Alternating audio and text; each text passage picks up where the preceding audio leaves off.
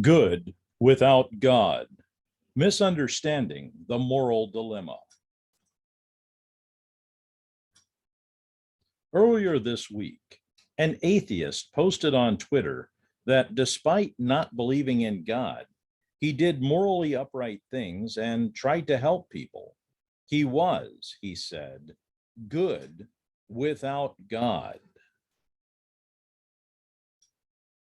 I responded that Christians do not claim that atheists cannot be good, but rather that they have no objective scale against which to measure goodness.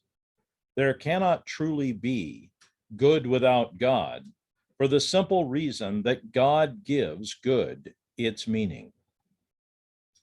I was immediately pelted with responses from his followers to the effect that that doesn't make sense, that Christians can't even agree on what the moral rules are, and that there's no evidence for the Christian God, so no moral decisions are required. These responses, as you can see, do not address the issue. The existence of God is not required in order for there to be a moral dilemma. Agreement on what the moral rules are is not required. And it certainly makes sense that to be good, we have to know what good means. To know what hot means, we need a temperature scale. Hot blood is cold compared to hot coffee, which is cold compared to hot lava. To know what good means, we need a goodness scale or an objective moral standard. The moral dilemma is based on where your ideas of morality come from. We can see it as a flowchart of sorts. Are there moral obligations? If no, then you believe in an amoral universe. There is no real grounds to follow any rules whatsoever in your view. If yes, then do you believe that your moral rules apply only to you or to everyone, everywhere, in all time? If only you, then your morality is merely a list of your preferences, i.e., I prefer not to kill people. You make up or choose your own rules and follow them. But why? If you said yes, that moral rules do apply to all people, to everyone, then you face the moral dilemma. If there is objective morality, then God exists. If God does not exist, then there is no objective morality. You may choose other goals or other means of having an objective moral system, but none of these are truly objective. Social contracts, thriving humanity, Kant's categorical imperative, all of these require something deeper. If your moral rules apply to everyone, then you are claiming that these rules are objective, and this means that they come from somewhere or from someone outside of your own head and the heads of those whom you judge by your rules. They don't depend on what you like or what I like. In my state, there is a rule that motor vehicles must be driven in the right-hand lane. Someone driving in the left-hand lane can be cited for it or even arrested. It is not a valid defense to say, oh, but in my country, we drive on the left. The rule here, the objective rule applicable to everyone who drives here, is that we drive on the right. What I prefer, or what you prefer, or what someone else prefers, those things don't matter. A higher power has given us this rule, and in this case, That higher power is the legislature of the state in which I live.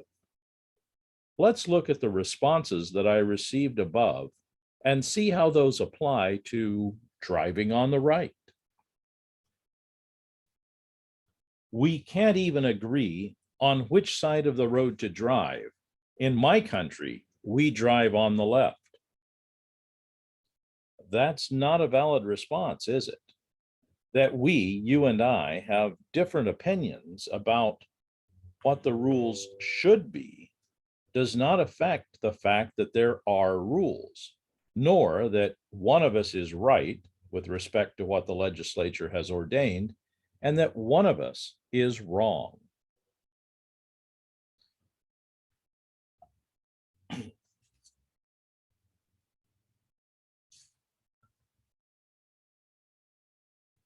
I can follow the rules of the road without there being a state legislature. If there is no state legislature, then where did our rules come from? Are they simply your opinion?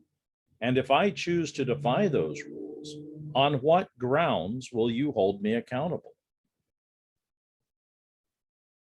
I need merely say, you have driven on the left side, and the laws given by the legislature say to drive on the right, and therefore you are wrong. But you have no grounds at all for saying that I am wrong if there is no legislature. It would then be merely your opinion against mine. And why would yours be more valid than mine? Well, you may say, all of us together have agreed upon these rules.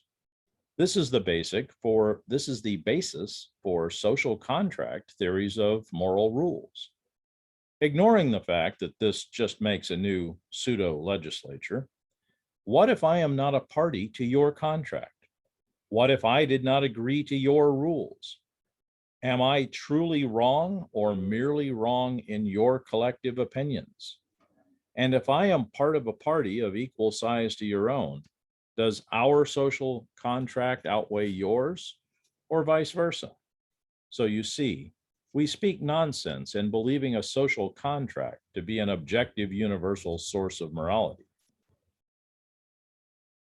There's no evidence for the legislature, so no moral decisions are required. Not only does this not rebut the basic claim, it also makes no sense. One must still choose to drive on the left or on the right. One must still choose to follow the rules or not follow the rules. Further, if no moral decisions are required, then one cannot be lawful without legislature. Either the legislature has made laws which must be followed, or there is no legislature and therefore no laws. To be lawful is to follow the legislature's laws, and being lawful without legislature, that is, lawful without laws, is a direct contradiction in terms. It's like having a shape that is square without corners. Now, the determined atheist will object at this point that I follow the law even if there is no legislature.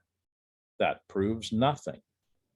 Of course, you are capable of following the law. No one contests that. The question at hand is whether the law exists, and if so, why it exists. No God equals no objective source of moral obligation. Thus, we have only subjective sources for moral obligation, and thus good is merely a subjective opinion. I feel that I am good, therefore I am good. I follow those rules that I choose for myself, therefore I am good. In conclusion, you're not lawful without laws. You're not good without an objective standard of goodness. Laws require a lawgiver. Objective morals require a lawgiver, namely God. You cannot be good without God for the same reason you cannot be lawful without laws.